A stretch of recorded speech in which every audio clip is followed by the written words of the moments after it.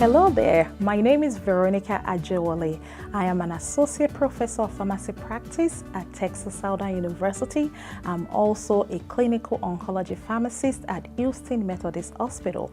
In addition to this, I have the opportunity of being the inaugural director for the Community Engagement Core of the NIH-funded grant here at Texas Southern University. I am also the principal investigator of CPRIT-funded grants where we provide no-cost services for uninsured and underinsured women regarding breast cancer screening, diagnostic, and navigation.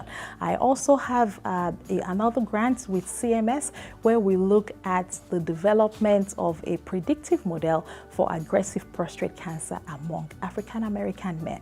I have the opportunity to take the next few minutes to discuss a few things with us as researchers when it comes to involving and including community members in the work that we do.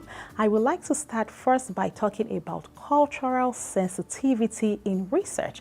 Cultural sensitivity in research actually involves integrating and involving the cultural beliefs, the characteristics, the attitude, values, and tradition, experiences, and the norms of the people and the population that our research work is going to benefit. So for us as researchers in diverse aspects or areas of research that we do, it is really a lot of ownership and takes a lot of intentionality on our part to give consideration to the culture and the belief system of the population that our research is going to impact.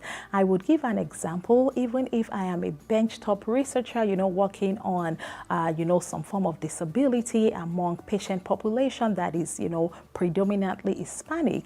I think in designing my research work, I might want to look a little bit into what disability means for an Hispanic family and how does that impact their family time? How does that impact their ability to attend games? How does that impact their ability to engage in religious norms and beliefs? And that can ultimately impact how my study is designed and how I'm able to communicate the findings of my study back out to the community. And with this, cultural sensitivity also involves understanding of the general cultural dimension and value of the people that our work is going to impact. So for us as researchers, we have to be mindful of the sense of culture of the people that our work is going to impact, and design, be very creative in how we design and implement research work such that it becomes a natural fit and it becomes more acceptable for community regarding the works that we do.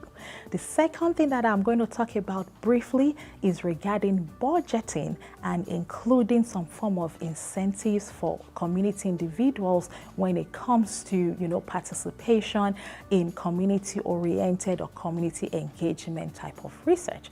Community individuals, we need to consider them as colleagues because, believe me, they have expertise in their own lived experience. For all of us as researchers, physicians, doctors, nurses, PhDs, in whatever biostatistician, right? In whatever aspects of research that we do, we consider ourselves experts in those fields. In the same manner, community individuals are truly experts in their own lived experience. So the honors will be on us as researchers to consider community individuals in this light and then be able to provide some form of compensation, some form of incentives for the services that they would offer to the program or to the research work that we are doing. So including community participation into our budget can easily be worded as a professional service based on the type of lived experience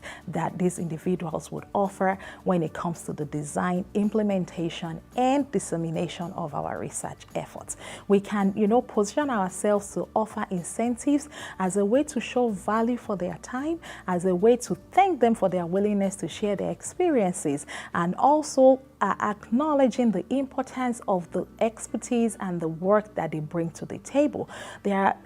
Community individuals definitely have the options to decline these incentives, but for us as researchers, we can include them in our budget. And you know, some of these activities could be things like surveys, if we are doing focus group, if we are doing work group, if we are doing community engagement studios, we can include incentives in any of these strategies.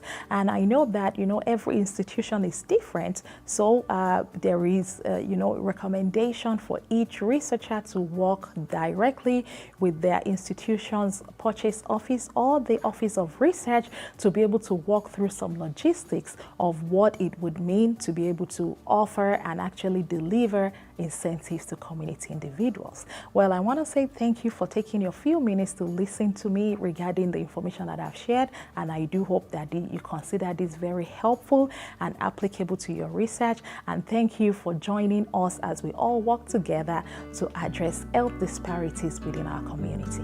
Thank you and have a great one.